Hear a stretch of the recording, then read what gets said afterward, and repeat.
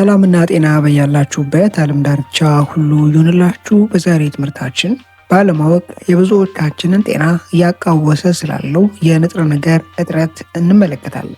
ይህ ንጥረ ነገር ሰውነታችን ለሚያከናውናቸው እጅግ ጠቃሚና አስፈላጊ ለሆኑ ከ300 በላይ ለሚጠጉ ጤናማ ስርዓቶች በሰውነታችን ውስጥ መከናወንና መተግበር አስፈላጊ የሆነ የጀርባ አጥንት የሆነ የንጥረ ነገር አይነት ነው።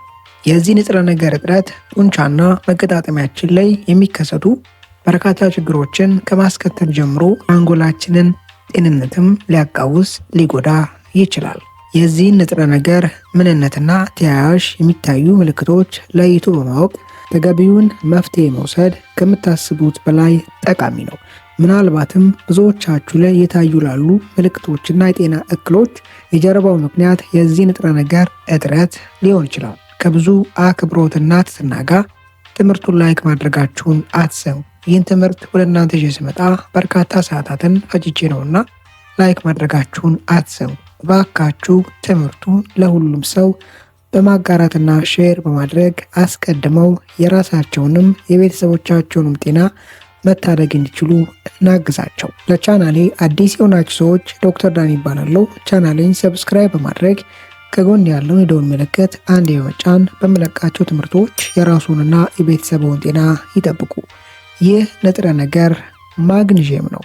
ማግኒዥየም ለሰውነታችን አስፈላጊ ለሆኑ ከ300 በላይ ለሚጠጉ ኬሚካላዊ ለውጦችና ስርዓቶች መከናወን እንደ ሞተር የሚያገለግል የንጥረ ነገር አይነት ነው። ከማግኒዥየም እጥረት ጋር ተያይዞ ከሚታዩ ሰውነታችን ላይ ከምናስተውላቸው ምልክቶች መካከል አንደኛው በተደጋጋሚ ለቫይታሚን ዲ እጥረት መጋለጥ ነው። ይህ አይነት ለቫይታሚን ዲ እጥረት መጋለጥ የቫይታሚን ዲ ሰፕሊመንት እየወሰድን በቂ ፀሐይ ሰውነታችን እንዲያገኝ እያደረግን እንኳን ሊከሰት የሚችል የቫይታሚን ዲ እጥረት ነው።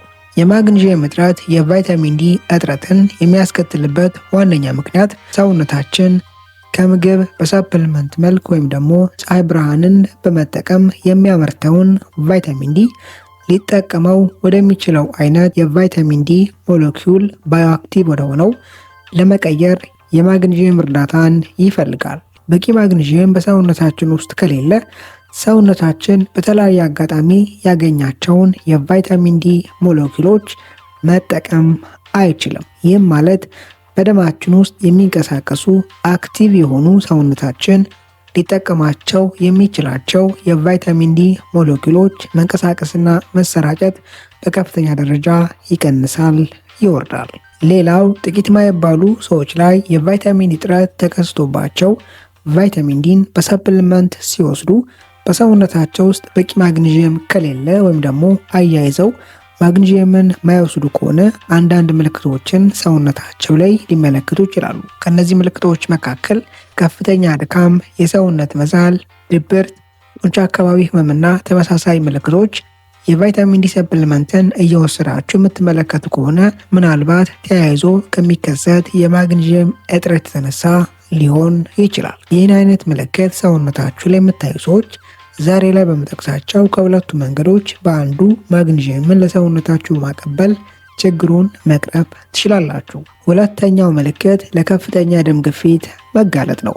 ለከፍተኛ የደም ግፊት መጋለጥ በተለያዩ በርካታ ምክንያቶች ሊከሰት ይችላል። ከነዚህ ምክንያቶች መካከል ምናልባትም አንዱ ዝቅተኛ ማግኒዥየም መጠን በሰውነታችን ውስጥ መኖር ሊሆን ይችላል።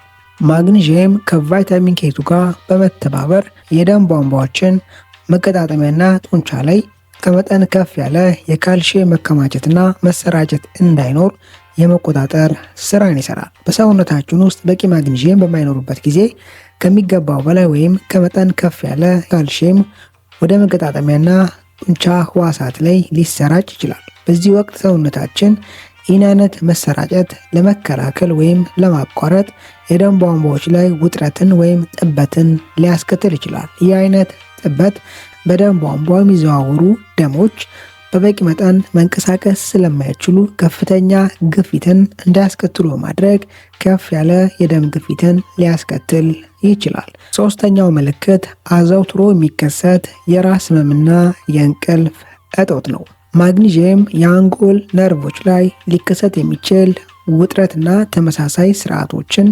የማርገብ ከፍተኛ አቅም አለው። ማዕከላዊ የነርቭ ስርዓትን በማረጋጋትና በማርገብ የአንጎል ነርቮች ላይ ሊከሰት የሚችል ውጥረትን ይቆጣጠራል። ከዛም በተጨማሪ በቂ የሆነ ማግኒዥየም በሰውነታችን ውስጥ መኖር ጭልጥ ድብን ያለ የእንቅልፍ ስርዓት ውስጥ እንድንገባ በማድረግ ሰውነታችን ጤናማ እንቅልፍን በማግኘት ጭልጥ ያለ እንቅልፍ ስርዓት ውስጥ እንድንገባ በማድረግ ራሱን የማከም የተጎዱ ሴሎችን የማደስ አቅምን ከፍ የማድረግ ስራንም ይሰራል። ማግኒዥየም እጥረት በሰውነታችን ውስጥ በሚኖርበት ጊዜ የአንጎላችን ነርቮች በቀላሉ ውጥረት ውስጥ እንዲገቡና ተመሳሳይ ስርዓቶች እንዲከናወኑ በሮችን በመክፈት ለራስ ህመምና ተመሳሳይ እክሎች ተጋላጭ ያደርገናል። አራተኛ፣ እግርና እጅ አካባቢ የመደንዘዝና አለመታዘዝ አይነት ምልክቶችን መመልከት ከማግኒዥየም እጥረት ጋር ተያይዞ ሊከሰት ይችላል። ከማግኒዥየም እጥረት በተጨማሪ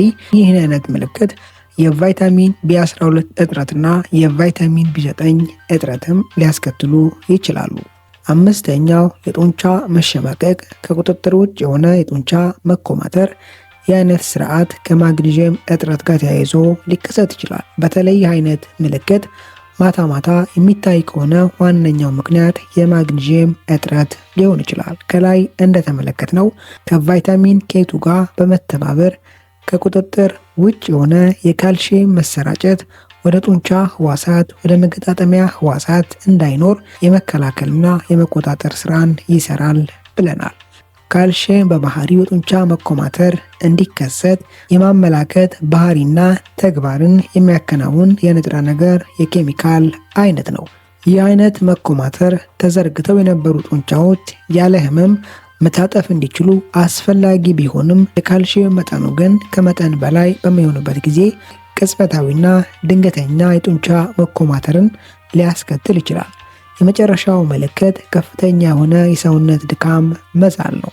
ይህ አይነት ምልክት መላው ሰውነታችን ላይ ሊታይ የሚችል የሰውነት መድከም ነው።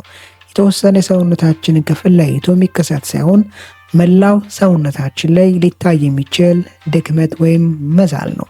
ይህ አይነት ሁኔታ በዋነኝነት ከማግኒዥየም እጥረት ጋር ተያይዞ ሊከሰት ይችላል። እዚህ ዋነኛ ምክንያቱ ሰውነታችን ኃይል ኤቲፒ ኢነርጂን ለማምረት የሚያስፈልገውን ኬሚካላዊ ለውጦች ለማከናወን የማግኒዥየም እርዳታና ድጋፍን በእጅጉ ይፈልጋል። ከላይ ጠቀስኳቸው ምልክቶች ሰውነታችሁ ላይ ስትመለከቱ ከሁለቱ መፍትሄዎች አንዱን በአፋጣኝ መጠቀም ያስፈልጋል። የመጀመሪያው በምግብ መልክ ማግኒዥየምን ለሰውነታችን ማቀበል እንችላለን። በአማካኝ አንድ ሰው በቀን እስከ 400 ሚሊግራም ማግኒዥየምን ለሰውነቱ መስጠት አለበት። አንድ ሴት በአማካኝ እስከ 310 ሚሊግራም ማግኒዥየምን ለሰውነቷ መስጠት አለባት። በውስጣቸው ከፍተኛ ማግኒዥየምን ከያዙ ምግቦች መካከል አንደኛው አቮካዶ ነው። አንድ አቮካዶ መካከለኛ መጠን ያለው አንድ አቮካዶ በውስጡ እስከ 58 ሚሊግራም ማግኒዥየምን ይዛል። ይህም ማለት ሰውነታችን በቀን ከሚያስፈልገው እስከ 14% ማለት ነው። ሁለተኛ ቆስጣ ማግኘት ማትችሉ ሰዎች ስፒናች መጠቀም ትችላላችሁ። ቆስጣ ወይም ስፒናች በውስጣቸው ለምሳሌ በቪዲዮ ላይ በምትመለከቱት አይነት ካፕ በስሎ የተዘጋጀ ስፒናች ወይም ቆስጣ በውስጡ እስከ 157 ሚሊግራም ማግኒዥየምን ይዛል። ቆስጣ ማግኘት ማትችሉ ሰዎች የአበሻ ጎመንን መጠቀም ትችላላችሁ። የአበሻ ጎመን ማታገኙ ሰዎች ኬል መጠቀም ትችላላችሁ። ሶስተኛ የዱባ ፍሬ፣ አራተኛ እንደ አጠቃላይ ለውዞች፣ አምስተኛ ምስር፣ ድፍን ምስርና ተመሳሳይ ነገሮች፣ ስድስተኛ የቺያ ዘር። ከላይ ጠቀስኳቸው ምግቦች በውስጣቸው ከፍ ያለ የማግኒዥየም ይዘት አላቸው። እነዚህ ምግቦች አዘውትራችሁ መመገብ ያስፈልጋል። ከላይ ጠቀስኳቸው ምግቦች ማግኘት ማትችሉ ከሆነ በሰፕልመንት መልክ ማግኒዥየምን መውሰድ ትችላላችሁ። ከ100 እስከ 200 ሚሊግራም በቀን አንድ ፍሬ በመውሰድ ማግኒዥየምን ለሰውነታችሁ ማቀበል ትችላላችሁ። የምትጠቀሙት የማግኒዥየም ሰፕልመንት ማግኒዥየም ግላይሴኔት ወይም ማግኒዥየም ሲትሬት ቢሆን መልካም ነው። በዛሬ ትምህርታችን ላይ ጠቃሚ ሀሳቦችን፣ ምክሮችን እንዳገኛችሁበት ተስፋ አድርጋለሁ። በቀጣይ በአስተማሪ ቪዲዮ እስከምንገናኝ መልካም ጊዜ ይሁንላችሁ። ባይ